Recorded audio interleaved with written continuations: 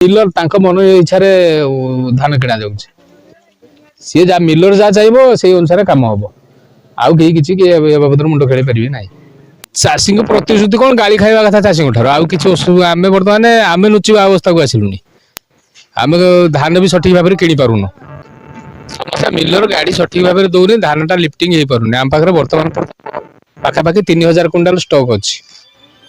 ଆଉ 2-3 ଦିନର ଖଣ୍ଡେ ଗାଡି ଆସୁଛି, ଧାନ ସଠିକ ଲୋଡ ହେଇପାରୁନି।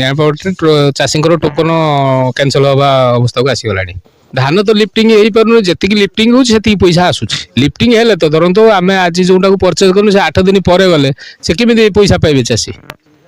ଏପଟର ଡେଟ୍ କ୍ୟାନସଲ ହବାକୁ, ସେପଟର ମିଲରଙ୍କର ସମସ୍ୟା। କେତେ ଦିନ ପର୍ଯ୍ୟନ୍ତ ଧାନ ଉଠିବ କଣ, ଆମେ ବି ଏପର୍ଯ୍ୟନ୍ତ ଆମ ନିଜକୁ ନିଜେ ସୁରକ୍ଷା ଦେଇପାରିବୁ ନପାରିବୁ ଠିକ ନାହିଁ। ଏ ଅବସ୍ଥାରେ ଅଛୁ। ଆଉ ଆମେ ଚାହୁଁଛୁ ଯେତେ ଶୀଘ୍ର ଧାନଟା ଲିଫ୍ଟିଂ ହେଲେ ଚାଷୀଙ୍କର ସବୁ ଧାନଟା ଯାଇପାରିବ।